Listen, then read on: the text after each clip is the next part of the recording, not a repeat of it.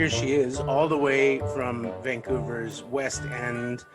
One of my favorite people, and among my favorite comedians, or is it the other way around? One of my favorite comedians and among my favorite people. It's Erica Sigurdson. Hello, thank you, Charlie. Do you want to hit that shredder with your pedal one more time? Get that, No, I'll go ahead. Get that trademark sound in. Yeah. I miss you. It's like when's the last time we saw each other? Winnipeg. Oh, that's right. You brought N95 masks to my hotel room door. I sure did, amongst other things. Yeah, coconut water. Some Listerine. What else was on that list? It was this huge list. I'm like, do you want anything? And then I look at my phone. It's like 17 items. I was so scared. So that's the only travel I did for work last year. Right. I am typically, and I'm not on the road as much as you. No. You are a big traveler for work. I'm typically on the road about a month out of every year in a normal year. What do you spend on the road a year normally? Gosh, it would probably add up to 2 or 3 months. Wow. Yeah. And last year was like one of those years that my whole entire year was almost booked. I just incorporated my business. I was like, we are taking this to the next level. And I was so excited. Like, I just had this banner year. And then Erica Sigurdson, it's all droplets all the time. That's right. And then just nothing. Oh, brother. Mm-hmm. I was on the road 3 days in 2020 for work. And those were the three. There was the 3 days where you provided my Listerine and my N95 masks. But they did, they brought me great comfort, those N95 masks. It doesn't make sense, though, because if you're wearing a mask, you don't need the Listerine. I mean, what do you do? I guess it's for yourself, really. That's true. Treat yourself. Because I'm talking to another comedian, my head started going in hey, let's try to come up with funny jokes about this. But there's just no safe place to go joke jam wise with any kind of mass death at the moment. Feels real close to the bone. Yeah, I mean, I'm not going to say there's no place to go, but certainly no place to go where it's being recorded. Sure. Yes, yeah. We have to have a comedian for posterity conversation. Exactly. Not the. I feel like just a huge amount of the trauma that has been inflicted on the world through social media is just people seeing how comedians actually think and speak to each other. Yes. Yeah, I was just having this conversation with Jake. So it's like the thing, like it's so, you just cannot explain the dark humor of comics that are in no way at all like what you would think if you read in print some of the shit we say. Yes. You know what I mean? It would be like, well, these are the most horrible, abhorrent people in the universe, but it's like, well, no, our brains are just not quite wired the same, and nothing. The reason it's funny is because it's so ridiculous.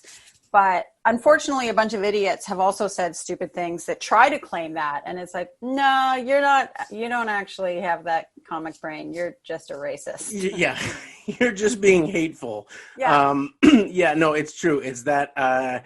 It is.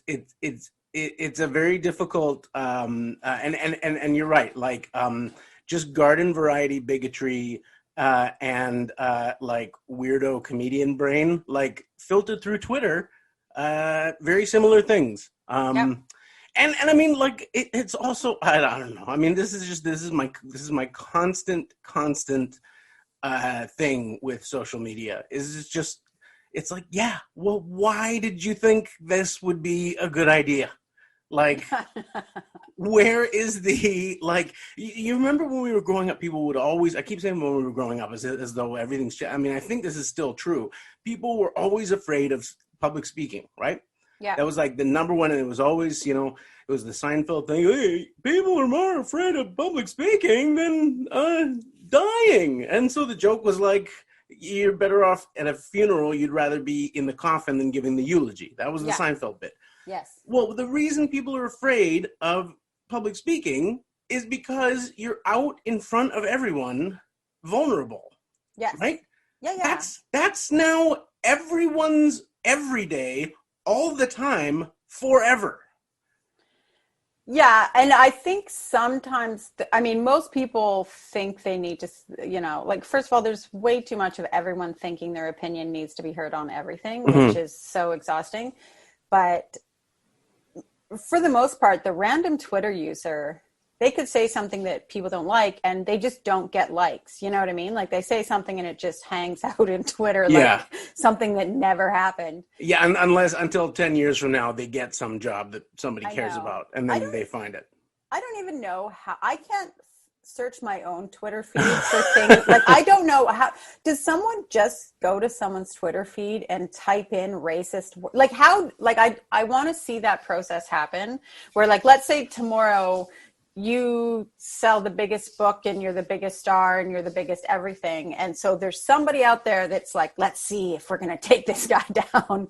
They just go to your Twitter feed and like, are there words that they put in there to see, like just entering different words? I don't know. It's a really good, it's like somebody's developed a search engine somewhere and it's just in the beta phase right now, but it's an engine that searches for problematic things. Like it would have various it would just have teams of PhDs waiting to get tenure somewhere, and in the meantime they're just like it's I don't know. It is a like I feel like there's so many Canadian comics that they'd be like searching for hit words and be like 87 responses, and they'd get all excited they're going to take you down, and it's just all stuff like the Trans-Canada Highway. Like, that's how we travel. They're like, damn it. Thanks for listening to the Full of Chit-Chat podcast, hosted by Charlie Demers from the shores of beautiful Trout Lake in East Vancouver, in unceded Musqueam, Squamish, and Tsleil-Waututh territories. Full of Chit-Chat is a product of charliedemers.substack.com, where you can subscribe for exclusive new writing weekly, essays, reviews, and humor. The podcast is produced for the Harbinger Media Network by Andre Goulet. Visit harbingermedianetwork.com to find fantastic progressive programs like the outstanding Oats for Breakfast and other listener-supported podcasts transmitting from the world to come.